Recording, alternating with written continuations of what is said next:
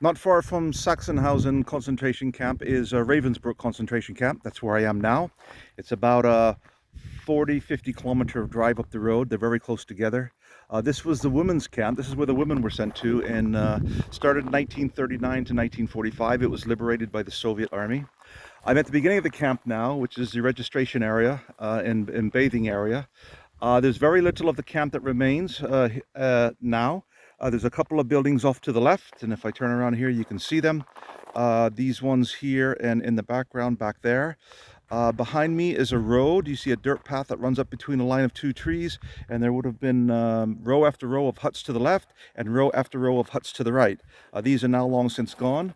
And then over here, there's also a couple more, another building and a couple of smaller structures in the back there. I'm going to go up and take a look.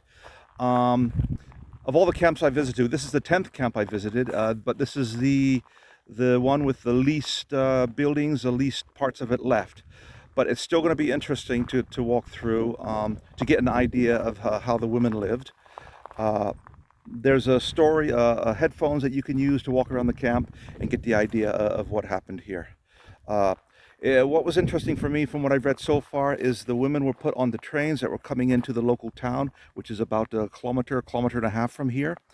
And they were loaded onto trucks and brought to the camp here in convoys, paraded through the town streets. So the story that a lot of the Germans didn't know what was going on, they said they had no idea.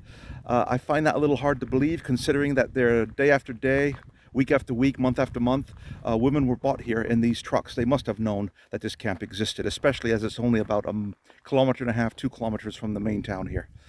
So we'll go take a look and get an idea of what it's about.